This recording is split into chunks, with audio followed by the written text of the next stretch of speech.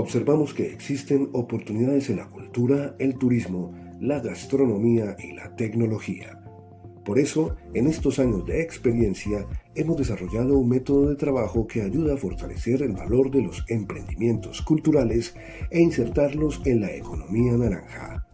El Grupo Pospin es una empresa de ingeniería financiera que se enfoca en el valor de las ideas y los procesos, aplicando metodologías de alto valor agregado como Seis Sigma e ideación creativa, análisis de riesgos y valoración empresarial, entendiendo el valor en sus aspectos tangibles, intangibles y creativos, análisis y planeación financiera y contable, y la implementación de la economía circular para potenciar la innovación y creatividad en sus entornos productivos. Con nosotros podrá encontrar soluciones ajustadas a sus necesidades de emprendimiento. Agende su asesoría en www.grupopospin.com o llámenos al 321-636-9640.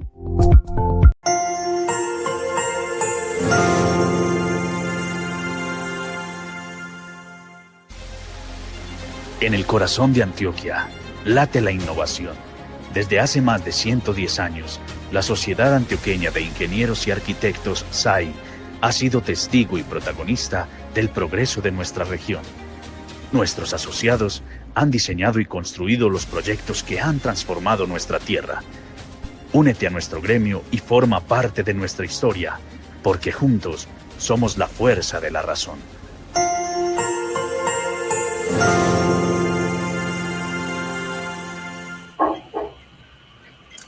Hola, ¿qué tal? Un saludo especial para todos los asociados de la SAI, de la Sociedad Antioqueña de Ingenieros y Arquitectos.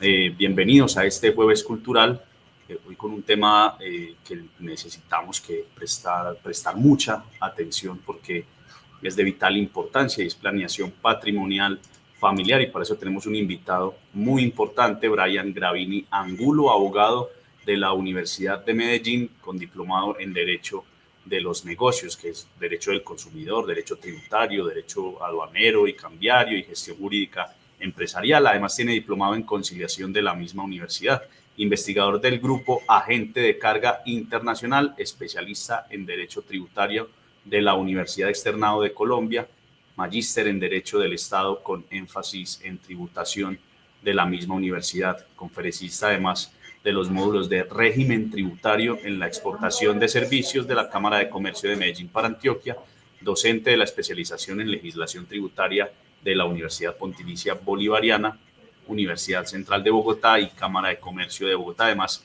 es socio de impuestos de COS-SAS, planeación patrimonial familiar. Brian, bienvenido y adelante con la presentación para todos nuestros asociados y amigos de la industria. Bienvenidos. Muchas gracias Julián. Buenos días a todos y por supuesto muy complacido de estarlos acompañando en este espacio.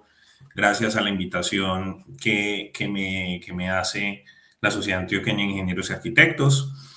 Pues básicamente este tema es un tema de vital importancia y es, digamos, que uno de los temas que más me apasiona en este mundo de la planeación tributaria y la planeación patrimonial. Digamos que parte de la base de que todos tenemos un núcleo familiar, el cual siempre es nuestra prioridad. Somos hijos de familia, somos padres de familia, entonces tenemos hermanos. Entonces, digamos que el núcleo familiar siempre es un pilar fundamental, tanto no solo de forma personal, sino también para el desarrollo social. Entonces, estos temas de planeación patrimonial familiar son muy importantes, digamos que parten de la base de que todos siempre estamos buscando y procurando tener un patrimonio sólido, evitar que nuestro patrimonio se despilfarre o que corra riesgos, o garantizar que nuestras futuras generaciones van a tener digamos, estabilidad económica.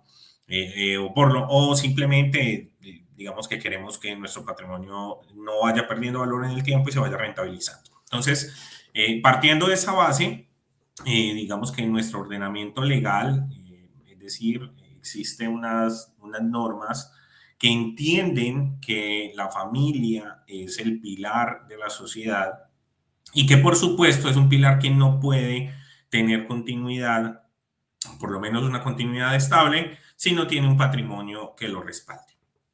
Dicho esto, existe dentro de nuestro ordenamiento jurídico una serie de herramientas o mecanismos legales que se pueden ajustar a las diferentes situaciones familiares y a las diferentes características patrimoniales de las familias y que permiten cumplir unos objetivos. Entonces, de eso se va a tratar nuestra charla de hoy, de contarles un poco cuáles son esos objetivos que buscan las planeaciones patrimoniales familiares, en qué consisten, cuáles son estos mecanismos legales que consagra nuestro ordenamiento jurídico y que va a permitir cumplir estos objetivos en mayor o menor medida. En la medida que vamos avanzando en la charla les voy contando por qué digo esto. Y por supuesto, finalmente, cómo funciona todo el procedimiento. Entonces, los objetivos, empezando por acá, los objetivos de la planeación patrimonial familiar parten de un primer objetivo que es la protección del patrimonio familiar. ¿Qué es la protección del patrimonio familiar? Yo siempre lo explico como, hombre, el desarrollo de las actividades económicas de cada uno de nosotros y de nuestro día a día, incluso no por el ejercicio de nuestra profesión únicamente, sino también simplemente por el desarrollo de actividades cotidianas y periódicas comunes, pueden poner en riesgo nuestro patrimonio. Hay un principio legal que establece que el patrimonio del deudor es la prenda general del acreedor.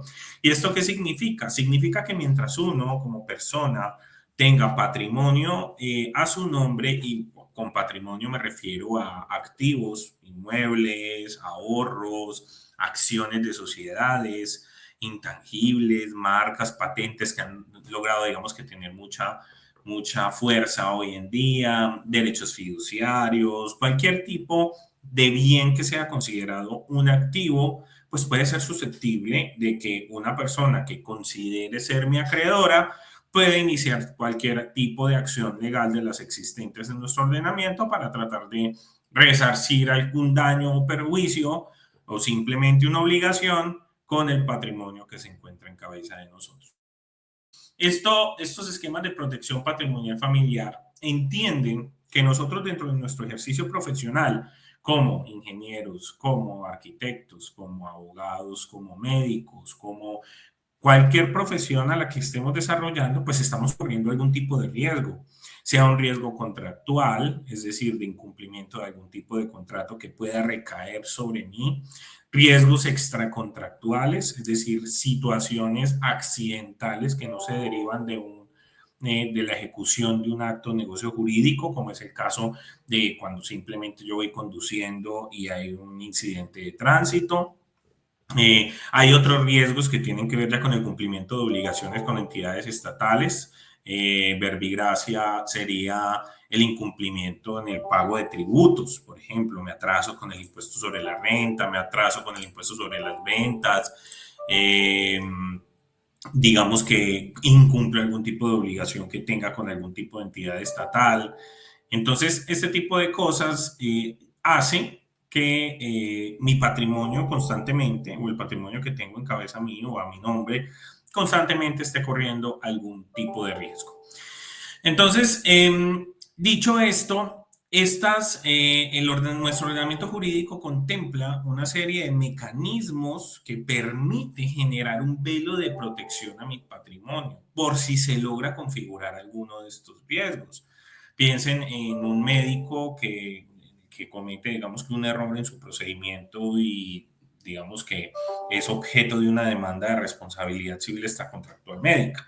Pues claramente esto para él puede generar un riesgo latente de tener que responder con su patrimonio personal a esta persona que considera ser su acreedora en esta situación. O piensen en una falla en un proyecto inmobiliario que vaya a terminar repercutiendo en responsabilidades de las personas que intervinieron en los proyectos, y estas responsabilidades se pueden derivar, por supuesto, de responsabilidades patrimoniales, que es lo que principalmente se busca para responder ante estas situaciones. Entonces, estos esquemas que contemplan nuestro ordenamiento jurídico, que son herramientas jurídicas que buscan la protección patrimonial familiar, pues básicamente algunas de estas logran este objetivo, que es uno de los objetivos primordiales de la planeación patrimonial familiar, es decir, la protección del patrimonio. Dos, tenemos un segundo objetivo que es una eficiencia fiscal. Esto es un objetivo muy interesante porque claramente a todos nos gusta generar eficiencias económicas, generar ahorros en los pagos de nuestros gastos periódicos. Entonces, claro, cuando el patrimonio está a nombre mío, y soy yo, Brian Gravini, quien tiene el apartamento, los ahorros, las inversiones, las acciones de las sociedades, pues ¿qué pasa? Nadie tiene la vida comprada. Entonces, eso es una realidad cruda, pero así hay que decirlo, nadie tiene la vida comprada, en cualquier momento puedo faltar. ¿Qué pasa cuando yo falte? Ya tengo organizada la distribución de mi patrimonio en vida. ¿Cuál es el impacto económico que esto puede llegar a tener? Pues, esto lo voy a decir de una forma muy alegre. Se me viene un recuerdo de una persona a la que admiré mucho, que ya no está con nosotros, que siempre me decía, Brian, el ser humano es impredecible ante el dinero. Y esto es cierto, esto es relativamente cierto en el sentido en el que, claro, digamos que cuando falta una persona que puede ser el pilar de la familia o la cabeza de la familia, y deja varias personas interesadas en el valor patrimonial que queda después del fallecimiento, pues se pueden generar conflictos. Entonces, se empiezan a generar discusiones entre hermanos, discusiones entre padres e hijos, que normalmente son cosas que uno trataría de evitar, ¿no? Son cosas que no son gratas, ni que nadie quisiera que se tuvieran, que se generaran. Entonces, con los esquemas de protección y de planeación patrimonial familiar, entonces, además de cumplir objetivos de protección patrimonial, se cumplen objetivos de eficiencia fiscal, porque yo logro prever que en algún momento no voy a estar, o que en algún momento voy a faltar, y dejar organizada la transferencia o la transmisión de la propiedad de los bienes, optimizando el pago del impuesto y los gastos legales de transferencia. Porque es que no es solo el pago del impuesto que hay que hacer al momento de, por ejemplo, iniciar un proceso de sucesión, sino que adicionalmente son todos los costos o gastos legales que hay detrás de estos, gastos de escrituración, impuestos de registro, derechos de registro ante las oficinas de instrumentos públicos, los mismos honorarios del abogado. Entonces, hay costos detrás del pago del impuesto que obviamente, dependiendo del tamaño del patrimonio, pueden ser bastante cuantiosos y que, por supuesto, pueden lograr una optimización a través de estos esquemas de planeación patrimonial familiar. Un tercer objetivo, y digamos que va muy concatenado con el segundo objetivo, que es la eficiencia fiscal, es evitar el proceso de sucesión.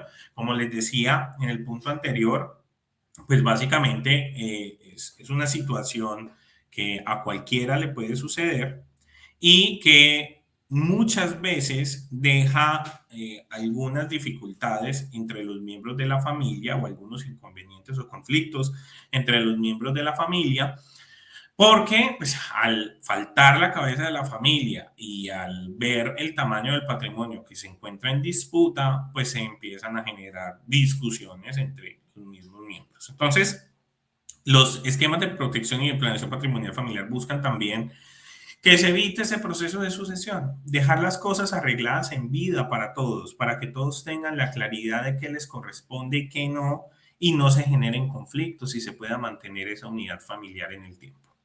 Y por supuesto, un objetivo financiero, y es que nadie quiere que su patrimonio deje de ser rentable. Y digamos que esto obedece a distintas situaciones y a distintos efectos, algunos macroeconómicos, unos controlables y otros no controlables. Y es, por ejemplo, las inversiones en activos de alto riesgo, otros de bajo riesgo, o inversiones de activos en moneda nacional o en moneda extranjera. Ustedes saben que la fluctuación del valor de la moneda depende del dólar. Entonces, claro, las inversiones pueden revalorizarse o desvalorizarse dependiendo de la fluctuación de la moneda, mientras que hay monedas mucho más fuertes, como es el dólar o el euro, que pueden lograr que se rentabilice o que se también mantenga una protección de la inversión, rentabilizándose en un país seguro y en un país donde la moneda es estable. Entonces también busca identificar si dentro de los esquemas de planeación patrimonial cabe la posibilidad de hacer inversiones en moneda extranjera, por ejemplo.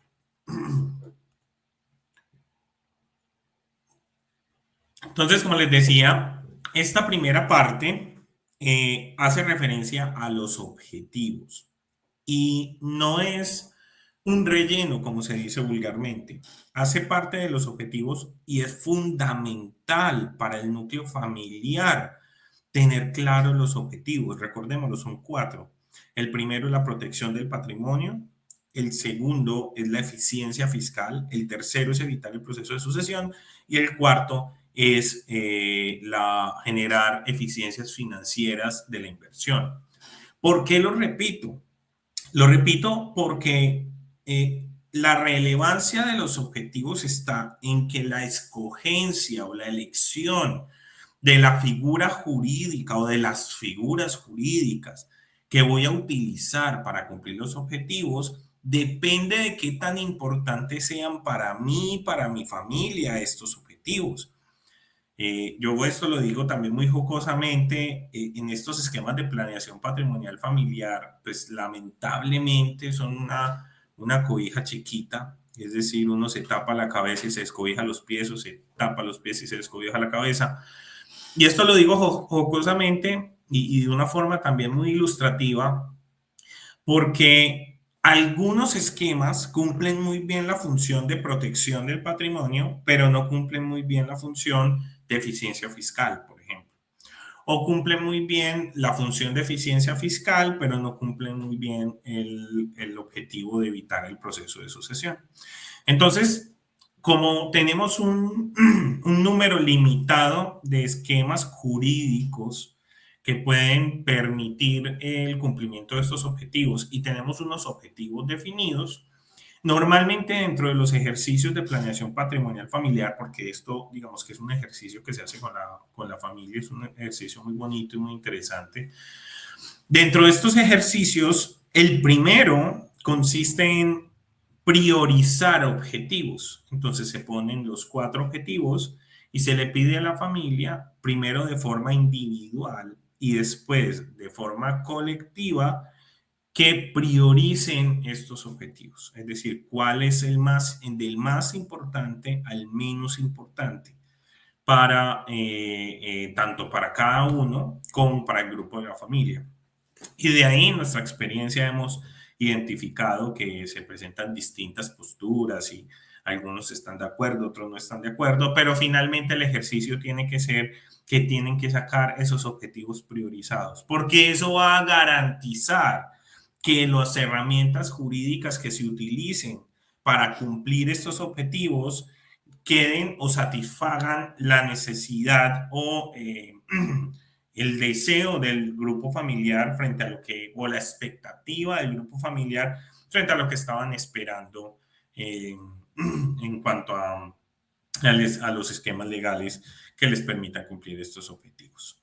Entonces, ¿qué instrumentos legales hay? Una vez se hace la priorización, se hace un análisis, un barrido de las herramientas legales existentes para ajustarlo a esa necesidad.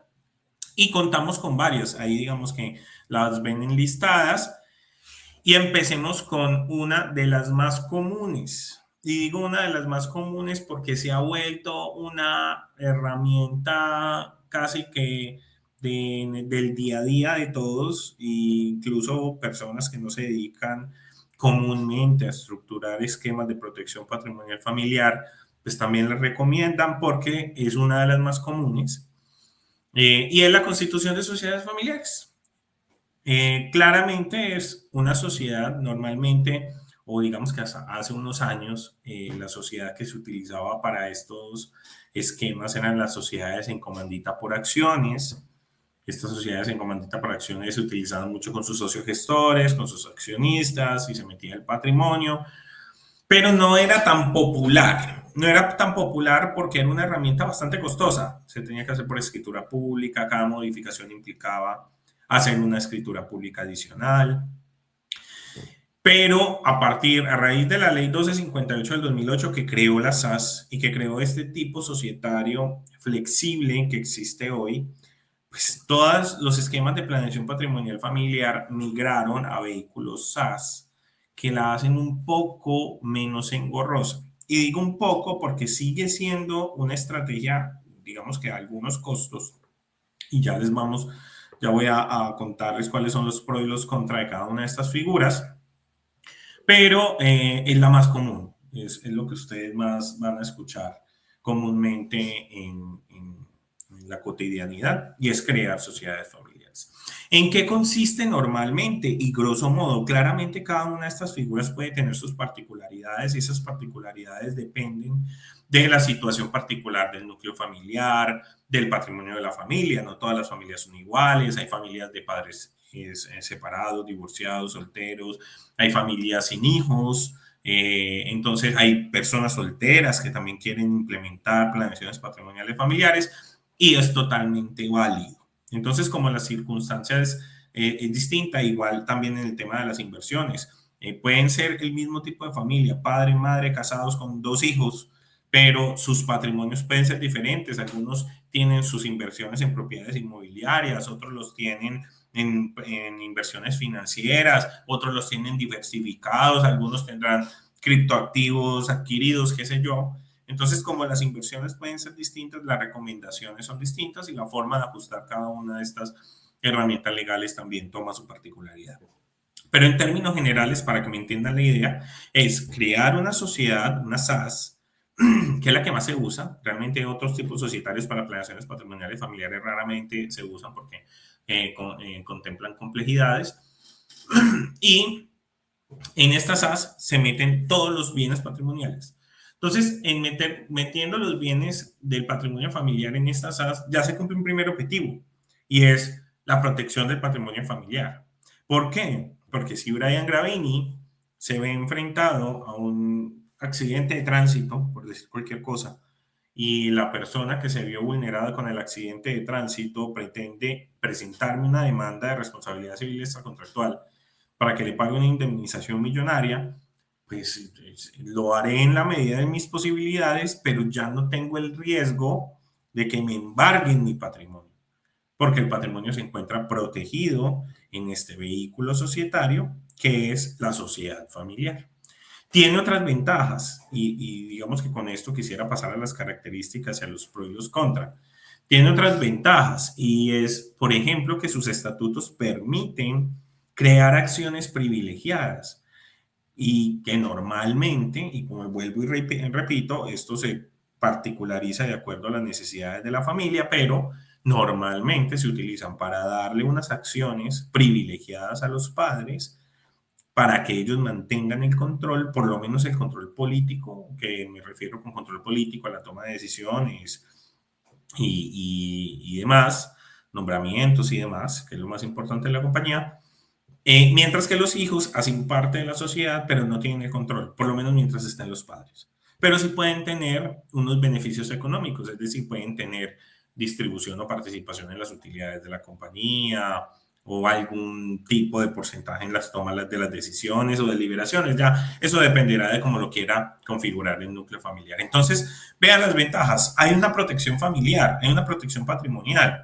Con las SAS el patrimonio va a la sociedad y sale de mi patrimonio personal, entonces si a mí me inician algún tipo de cobro por algún tipo de situación, pues yo no voy a responder ya con el patrimonio de la familia. El patrimonio de la familia está protegido en la sociedad. Dos, me permite mantener el control del patrimonio a través de acciones privilegiadas, siendo yo padre de familia y dependiendo pues, de las características que quiera establecer.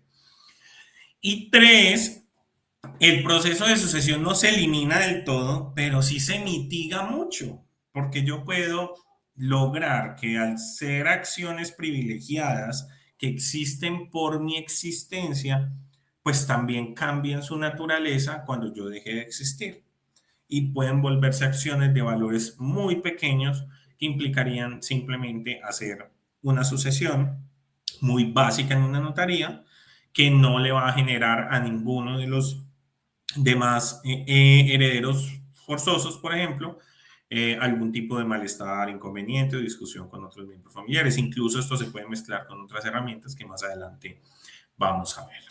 Pero como no todo es color de rosa, claramente esto también tiene unas situaciones a considerar. Yo no diría contras, pero sí hay unas situaciones a considerar. ¿Y son cuáles? Uno, cuando yo voy a hacer una sociedad familiar, y por eso yo nunca he estado de acuerdo con que esto se venda, con que esto es lo único que uno necesita, no, porque esto depende mucho de la situación particular de cada miembro de la familia y de cada patrimonio. Hombre, yo voy a aportar los bienes a la sociedad, pues por lo menos hay unos gastos importantes. Si, por ejemplo, mi patrimonio está mayormente invertido en propiedad raíz, claro, cuando yo voy a hacer el aporte de los bienes o de la propiedad raíz a la sociedad familiar, pues eso me puede llegar a implicar unos costos importantes en escrituración, impuesto de registro, derechos de registro. Entonces, claro, ahí hay un gasto. No solo eso, cuando yo dejo de ser persona natural y paso a ser persona jurídica, pues la SAS es una sociedad comercial, está obligada a llevar contabilidad y está obligada a cumplir obligaciones tributarias. Entonces, en algunos casos, pues hay que pagar unos honorarios adicionales al contador para que el contador sea el que cumpla con todas las obligaciones y dependiendo de cómo se estructure la constitución de la sociedad familiar, pues pueden generarme incluso un incremento en el pago del impuesto. Entonces, si ven cómo se cumple en unos objetivos de protección familiar, de evitar el proceso de sucesión, pero cuando vamos al objetivo de eficiencia fiscal, a veces de pronto no es lo más eficiente y de pronto tampoco es lo más rentable para efectos de rentabilidad del patrimonio.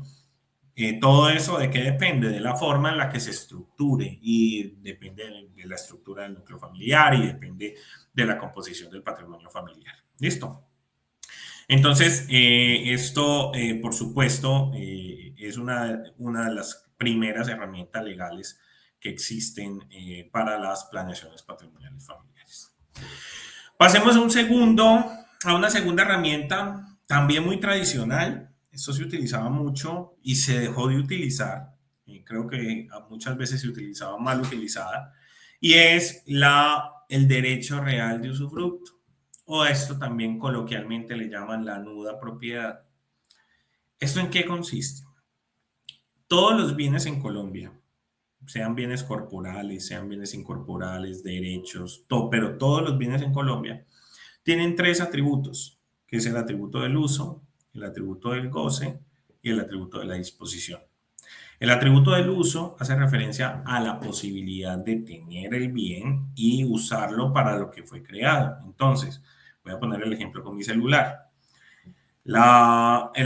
Este celular también tiene los tres atributos, el uso, el goce y la disposición. El atributo del uso hace referencia a la posibilidad que yo tengo de tener el celular, hacer llamadas, recibir llamadas, utilizarlo para lo que sirva y para lo que fue diseñado el celular. El segundo atributo hace referencia al disfrute del celular. ¿A qué hace referencia el disfrute? A la percepción de los frutos, sean civiles o naturales, que la cosa me pueda dar. Frutos naturales es lo que todos conocemos, que nos da una finca, que nos da aguacate, que nos da manzanas, que nos da naranjas. Ese es el fruto natural. Pero el fruto civil son otro tipo de frutos que nos puede dar una cosa. Por ejemplo, un apartamento, ¿qué fruto nos puede dar? El canon de arrendamiento. Si yo arriendo el apartamento, pues el apartamento me da un fruto, que es un fruto civil, que es el arrendamiento como tal. El canon de arrendamiento. Entonces, claro, con el celular, ¿cuál es el fruto que me puede dar el celular? Yo puedo arrendar el celular. que son los que venden minutos. Los que venden minutos están arrendando el celular y les pagan por el arriendo del celular. Entonces, ese es el atributo del goce. Y el atributo de la disposición es que yo se puedo hacer lo que yo quiera con ese celular. Lo puedo regalar, lo puedo vender, lo puedo destruir si yo quiero. Entonces, ese es el atributo de la disposición. Todos los bienes en Colombia tienen esos tres atributos: el uso, el goce y la disposición. ¿En qué consiste el usufructo? En consolidar dos y dejar uno por fuera. Consolidar el uso y el goce en una parte y dejar la disposición en otra parte, distinta del uso y el goce. Quien conserva el uso y el goce se denomina usufructuario y quien queda con la disposición se denomina nudo propietario. ¿Cómo se utiliza para los esquemas de planeación patrimonial familiar? De la siguiente forma: normalmente los padres de familia, que son los que tienen el patrimonio, se desprenden de la nuda propiedad y se reservan el derecho real de usufructo. Es decir, le entregan la disposición a sus hijos y se quedan con el uso y el goce. ¿Con qué fin? Dos. Uno, cuando yo le entrego a mi hijo la disposición y yo llego a faltar como padre, pues ya no, mi hijo no tiene que hacer un proceso de sucesión, sino que el uso y el goce se consolida en él, porque él es el propietario, la persona que tenía el usufructo dejó de existir. Entonces se evita el proceso de sucesión. Y dos, la propiedad se divide, en el sentido en que se cumple un poco el objetivo de la protección del patrimonio, porque digamos que como ya el patrimonio está dividido en dos personas, entonces pues si a una le cae algún tipo de responsabilidad, pues la otra no va a tener que arriesgar su derecho. ¿Listo? Eso, digamos que en términos generales, y adicionalmente en eficiencia fiscal, pues el usufructo genera algunos efectos fiscales que en algunos casos se puede prestar para optimizaciones fiscales. No siempre, pero en algunos casos se puede prestar para hacer algún tipo de optimización fiscal. Entonces, esta herramienta básicamente se utiliza de esa forma y tiene unos pros, digamos que unas ventajas. Las ventajas de esta estructura es: se evita el proceso de sucesión, por lo que les acabo de mencionar. Dos, se puede constituir de distintas formas. Puede ser, el usufructo puede ser temporal, vitalicio, gratuito, oneroso. Entonces, todas las combinaciones que ustedes puedan sacar de esto. Cuando se consolida el usufructo con la nueva propiedad, es decir, falta el padre y el usufructo vuelve y se consolida con el nudo propietario, que sería el hijo, y ya queda la propiedad plena otra vez en cabeza del hijo. Esto no tiene efectos fiscales, se entiende como un ingreso no constitutivo de renta ni ganancia ocasional. Entonces, en la transferencia de la propiedad hay un ahorro importante, casi del 70%. Igual para los costos de traspaso, como yo estoy traspasando solo la nueva propiedad y no el usufructo, cuando yo hago el traspaso a la nueva propiedad y el usufructo, también los costos de traspaso de esto disminuye significativamente.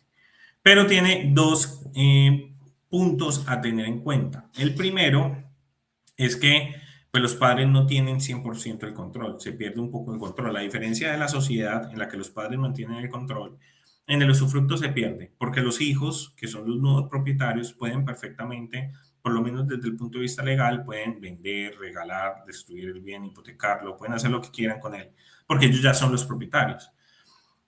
Con la ventaja de que los padres quedan protegidos mientras tengan el usufructo, no los pueden sacar de la casa y siguen siendo los titulares de los frutos civiles que el inmueble genere, suponiendo que se va a hacer un inmueble o una casa, lo que sea. Entonces, tiene, digamos que ese impacto. Esto lo digo desde el punto de vista legal, pero en la práctica también es difícil que alguien se interese en comprar una nuda propiedad cuando el usufructo está en cabeza de otras personas. Esto puede ser, pues es difícil que se dé un negocio de estos. Pero pues no, desde el punto de legal no hay desde el punto de vista legal no tampoco es que haya una prohibición. Y, por supuesto, constituirlo tiene unos costos. Hacer la constitución del derecho real de usufructo, pues tiene unos costos, incluso tiene unos impactos tributarios que no se causan en la sociedad cuando hago los aportes de los bienes. Es decir, por un lado, tiene unas ventajas la sociedad que no tiene el usufructo y por otro lado, tiene unas ventajas el usufructo que no tiene la sociedad. Así funcionan estos mecanismos legales. El tercero es una fiducia civil. Este se popularizó mucho en los últimos años y creo que ha sido mal implementado y mal interpretado por muchas personas. Las fiducias civiles, digamos que por lo menos en los últimos años lo que se ha venido viendo en el mercado es que se han implementado con el fin de evitar el proceso de sucesión. Y pues esto en algunos casos tiene sentido, en otros no. O sea, no a todo el mundo le funcionan las fiducias civiles. ¿Qué es una fiducia civil? La constitución de una fiducia civil, o lo que comúnmente también se llama el fideicomiso, es trasladarle la propiedad a una persona en cuyo favor se ha constituido el fideicomiso. ¿Cómo funcionaba esto tradicionalmente? Todas estas son figuras del Código Civil, son figuras muy antiquísimas y básicamente esto existía cuando los terratenientes o los dueños de fincas tenían que salir por mucho tiempo a pueblos y le decían al vecino, ven, cuídame la finca mientras yo regreso. Y ese yo regreso puede ser en unos años, 3, 4, 5 años. Mientras yo regreso, cuídame la finca, te voy a volver el propietario fiduciario de la finca, yo me voy a ir y tú vas a tener derecho a beneficiarte de la finca por estos años. Mientras me la cuidas, te beneficias. Yo me voy a hacer lo que tenga que hacer. Cuando vuelva, me la devuelves o si yo no vuelvo, se la entregas a mi hija. Pero se la entregas a mi hija siempre que mi hija se case con el príncipe del terreno. O mi hija, digamos que, y así funciona hoy, está contemplado para condiciones. Entonces, la traslación de la propiedad del fiduciario, del propietario fiduciario al beneficiario depende del cumplimiento de una condición. Y esta condición, o sea, no de un plazo, no cuando se cumpla, cuando sea el 15 de enero, no. Es una condición y la condición es cuando ella se case con la persona que yo quiero que se case, cuando ella se gradúe de la universidad, de la profesión que yo quiero que ella se gradúe. Son, digamos que distintas situaciones que se configuran como condiciones y hacen que si se cumple la condición, la propiedad pasa al beneficiario y si no se cumple la condición, queda en cabeza del propietario fiduciario que queda como propietario pleno del bien. En términos generales, esos son las fiducias civiles y la norma permite dos cosas. Una, que la fiducia civil o que el propietario fiduciario sea la misma persona que la constituye, es decir, que la persona, en el ejemplo que les puse, el que se va a ir de viaje y el vecino sean la misma persona y que haya un beneficiario. De esa forma se han constituido en los últimos años para generar o evitar los procesos de sucesión, por un lado, y dos, permite que la condición que se contemple sea el fallecimiento del propietario. Entonces, claro, cuando se configura de esa forma, el propietario y su beneficiario, que puede ser su hijo, o que normalmente es su hijo, y se establece la condición que con el fallecimiento del propietario se traspase una propiedad a su hijo, pues claro, se evita el proceso de sucesión porque no hay que hacer sucesión para hacer el traspaso de la propiedad.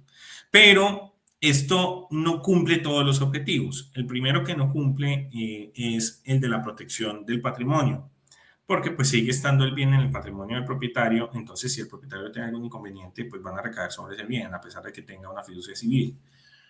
Dos, esto no tiene mucho sentido cuando el beneficiario son mis hijos, o mis legitimarios, o mis herederos directos. ¿Por qué? Porque pues simplemente yo no hubiese tenido que hacer nada, se hace el proceso de sucesión. Si es un solo hijo, ¿con quién va a discutir? No va a tener con quién discutir, va a ser el heredero de todo. Y va a recibir, y desde el punto de vista de la eficiencia fiscal, es más eficiente fiscalmente hacer la sucesión que hacer la fiducia, porque hacer la sucesión tiene una gabela, esto voy a ser un poquito técnico con esto, hay unas VTs exentas que no se graban con ganancia ocasional en la sucesión, mientras que en la fiducia civil todo el ingreso bruto se graba en la sucesión. Voy a poner un ejemplo general para que me entiendan. Cuando mi hija recibe el bien inmueble, el apartamento que tengo, vía fiducia civil y el apartamento vale 100 millones de pesos, ella recibe 100 millones de pesos grabados. Y a eso le va a tener que aplicar el 15% de ganancia ocasional, o sea que va a pagar 15 millones de pesos. Mientras que si lo hace por el proceso de sucesión, sea que haga testamento o no, porque es mi única hija, o sea que ella es mi heredera directa, o sea que ni siquiera tengo que hacer testamento. Cuando ella recibe los mismos 100 millones de pesos de ingreso, pero no todos son grabados, solo 80 son grabados. O sea que el 15% de la ganancia ocasional se va a calcular sobre 80, no se va a calcular sobre los 100. O sea que el impuesto no va a ser 15, sino que el impuesto más o menos van a ser 10, 12, 10, 11 millones de pesos. Entonces vean el efecto. Por supuesto, cuando son patrimonios mucho más grandes, el efecto es mucho más grande. Entonces las fiducias civiles, primero, funcionan como esquemas de protección patrimonial familiar, sí, o se utilizan dentro de los esquemas, sí, pero hay que analizar cada caso concreto para determinar si efectivamente funciona o no funciona para lo que se está necesitando y para los objetivos que se pretenden cumplir. Ahora, tiene unas ventajas. ¿Y cuáles son? Que son muy económicas de implementar. Las fiducias civiles son actos sin cuantía. Entonces, hacerlas son cualquier gasto en notaría económica, no es muy compleja. No es ni muy compleja ni muy costosa tampoco. Las fiducias mercantiles, en esta no voy a profundizar mucho más porque la mayoría supongo que conoce qué es una fiducia mercantil, que son todos estos productos que nos ofrecen las entidades financieras, que son entidades fiduciarias. Y básicamente son como una bolsita que está aparte del patrimonio de la entidad financiera y le dice, yo se la administro, pero esto es suyo, usted es el propietario fiduciario de esto. Anteriormente se creía, y cuando digo anteriormente les digo hace más o menos unos 10 años, se creía que estas fiducias mercantiles servían como esquemas de protección patrimonial familiar porque protegían el patrimonio que se llevara a la fiducia. Y esto ya no es del todo cierto. Ya hay sentencias de la Corte Suprema de Justicia que dice que si Brian Gravini tiene un inmueble y lo aporta a una fiducia mercantil con fiduciaria Bancolombia, y a Brian Gravini lo demandan, no es que no puedan ir por el apartamento en fiduciaria Bancolombia, porque es que Brian Gravini es el dueño de los derechos fiduciarios. Entonces, de esa forma, a mí me pueden embargar los derechos fiduciarios e indirectamente me están embargando el bien inmueble. O sea que sí lo pueden hacer. ¿Listo? Para desmitificar ahí esa situación. Sin embargo, las fiducias mercantiles pueden servir para generar, por ejemplo, transferencias de propiedad con eficiencias fiscales, toda vez que permite que se genere una disminución en los precios de venta y en los costos en los que se va a realizar la operación. Y así, a través de fiducias civiles, se puede transmitir o transferir la propiedad de algunas cosas sin incurrir en mayores gastos de escrituración, de impuestos y demás. Entonces, también funciona más como una herramienta de transmisión o transferencia de propiedad con mitigando el impacto fiscal. Sin embargo, no se puede perder de vista que como me lo está administrando una entidad financiera, me van a cobrar una comisión. Entonces, también hay unos costos de comisión. Digamos que las fiducias civiles podrían pensarse como sociedades con algunas ventajas y desventajas. Ventajas es que como tengo una entidad que me la administra, que es el banco, pues yo no tengo que contratar contador, ni tengo que tener a cargo mío un montón de cargas administrativas de las cuales se encarga el banco. Mientras que si yo tengo la sociedad, pues esto sí me toca a mí. Entonces me va a tocar contratar un contador para que me ayude con estas cargas. Pero de otro lado, pues las fiduciarias cobran una comisión por esto, porque pues tampoco lo van a hacer gratis. Entonces, estas comisiones normalmente son comisiones costosas. Entonces, en cada situación, pues toca analizar la conveniencia de implementar una fiducia civil. El testamento, tampoco voy a profundizar mucho en la explicación de qué es un testamento. Supongo que la mayoría de ustedes conoce qué es un testamento. Y pues básicamente es la forma primigenia para la transferencia de la propiedad de los bienes a los herederos. ¿Cuáles herederos? Pues los que se digan en la ley principalmente, porque hay unos que son herederos obligatorios sobre los cuales yo no puedo en principio desheredar, voy a decirlo de esta forma, o los que se establezcan en el testamento. ¿De qué depende? Pues las sucesiones tienen unos órdenes hereditarios, dependiendo de si yo tengo hijos, tengo hermanos, tengo esposos, pues esposa o esposo, compañero o compañera permanente, sobrinos, dependiendo de esto hay unos órdenes hereditarios Y estos órdenes hereditarios, pues en algunas se tienen que respetar esos órdenes y heredarle a quien dice la ley, y en otros hay una libre disposición que se puede ya testar. Entonces, esto es básicamente el testamento. Y la diferencia que hay es, pues no es una herramienta de protección del patrimonio, pero sí permite transferir el patrimonio a los beneficiarios. Es una forma de reorganizar el patrimonio, mi patrimonio familiar, y ya entregarle a cada quien lo que quiero que con lo que quede, pero pues no se generan mayores eficiencias fiscales, hay que pagar la ganancia ocasional que corresponde. Y por supuesto tampoco es una herramienta de inversión.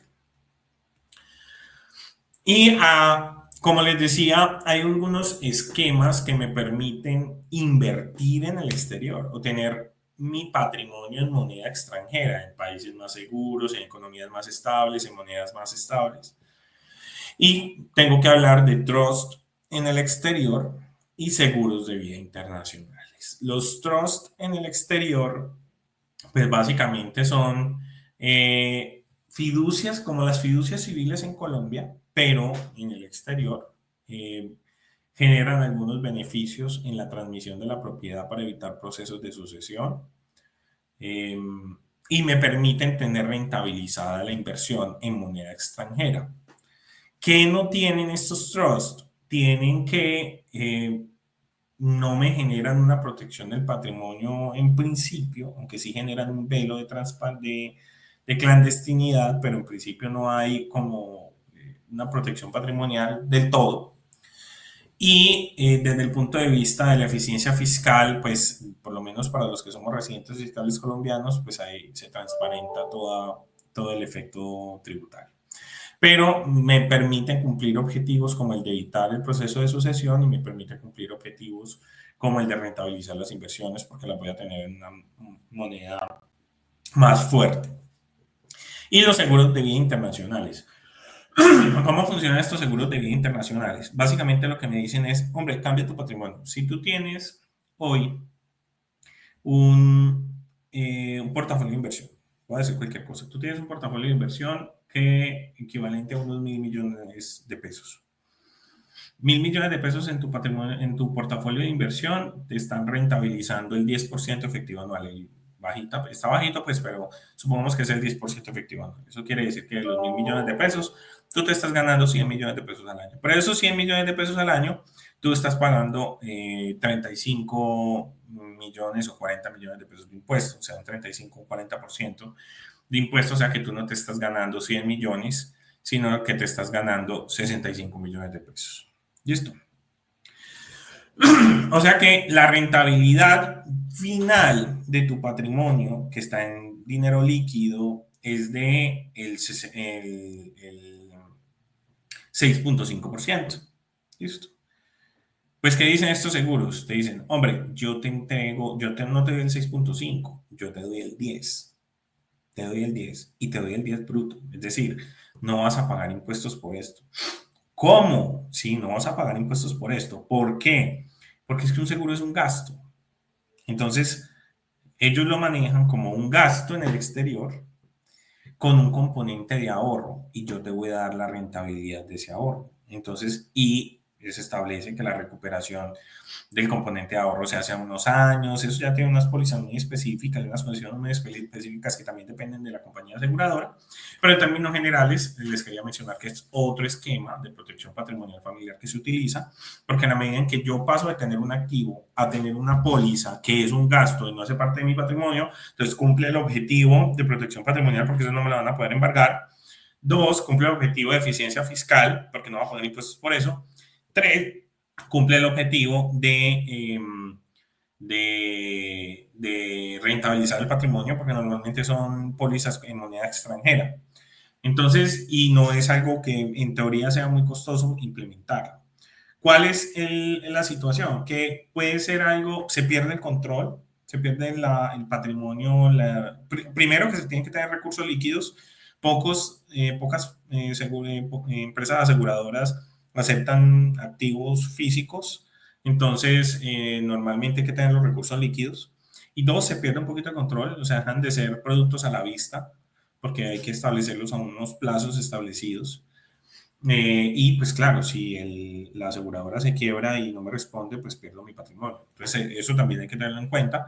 Pero como alternativa puede funcionar muy bien, sobre todo para diversificar, ¿no? Estos esquemas de planeación y protección patrimonial familiar, no muchas veces, o la mayoría de las veces por experiencia les digo, no se implementa una sola, se implementan varias o se implementan de forma combinada porque, como les digo, las situaciones familiares y las situaciones patrimoniales de cada familia son particulares. Las fundaciones de interés privado es otro esquema de protección internacional. Funciona muy parecidas a un trust.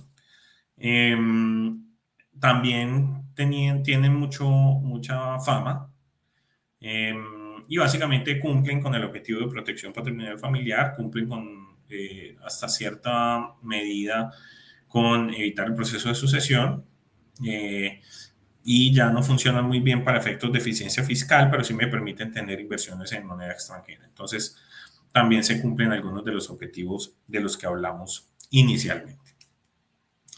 Y por último, y para terminar, serían los protocolos de familia. Los protocolos de familia, esto es un ejercicio que yo siempre recomiendo hacer, más allá del tema legal, es un ejercicio muy sano con la familia, porque el protocolo son unas reglas que regulan la interacción de roles en las empresas familiares o con el patrimonio de la familia. ¿Qué significa esto? Significa, hombre, es que dentro del patrimonio que nosotros hemos formado, tenemos una empresa, tenemos inmuebles que nos rentan, tenemos recursos líquidos, tenemos intangibles, propiedad inmobiliaria. Entonces, y somos varios, somos tres hijos, todavía mis padres viven, ya nosotros tenemos hijos, ya uno de mis hermanos está divorciado, ya tiene novia, tiene otro hijo por fuera, etcétera, etcétera, etcétera. Entonces la familia se creció y se empiezan a presentar dificultades. Entonces ya el nieto se creció y entonces quiere empezar a trabajar en la empresa familiar. Entonces, si este trabaja, este, ¿por qué no trabaja? Ah, pero es que este no hace lo que este hace. Ah, es que este se preparó más que este. Entonces empiezan a generarse ese tipo de conflictos familiares que nunca son deseables. Y los protocolos de familia dejan claras esas reglas. ¿Por parte de quién? Pues por parte del núcleo familiar que las compone, pero principalmente por los padres de familia que fueron los que formaron el patrimonio. Y es algo que perdura en el tiempo. Y es, hombre, yo quiero que en la empresa familiar trabajen hasta tal generación. Esta generación no va a trabajar en la empresa de familia. O si va a trabajar, trabajan en estos cargos. La remuneración máxima de cada miembro de familia va a ser esta. La participación en la utilidad máxima de la empresa va a ser esta. La distribución de los bienes quiero que sea así, etcétera, etcétera. Y todo eso se ha plasmado en los protocolos de familia. Y son ejercicios muy bonitos con la familia porque se ponen todos de acuerdo, se entiende la razón de por qué, se respeta la palabra, pero no es solo porque sea un buen ejercicio, sino también porque puede llegar a tener efectos legales importantes.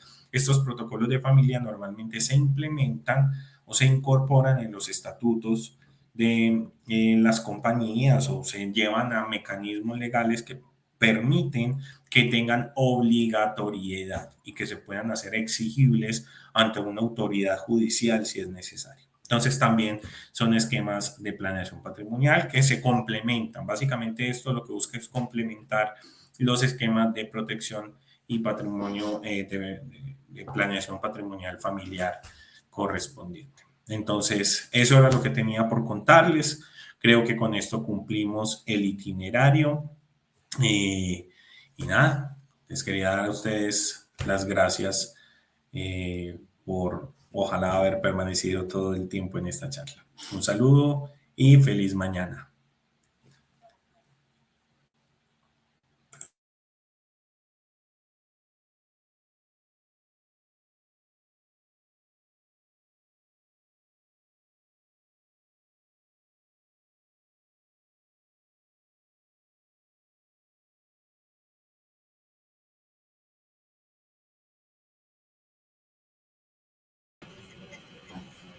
Brian Gravini. Muchas gracias por haber estado en este jueves cultural para nuestros asociados de la Sociedad Antioqueña de Ingenieros y Arquitectos. Me preocupé, pensé que se había ido. Brian, gracias. Recuerden a todos nuestros asociados que si tienen preguntas a esos correos que están en pantalla, briangravini@gmail.com o bgravini@alfredolopez.com.co, o también al correo de subdirección estratégica@sai.org.co, y esas preguntas se las trasladamos al abogado para que les responda a todos ustedes y estén en contacto. Brian, gracias por estar nuevamente en este jueves cultural y esperamos pronto otros temas de estos de este interés tan internacional, nacional y local. Muchas gracias a ustedes por la invitación. Feliz mañana.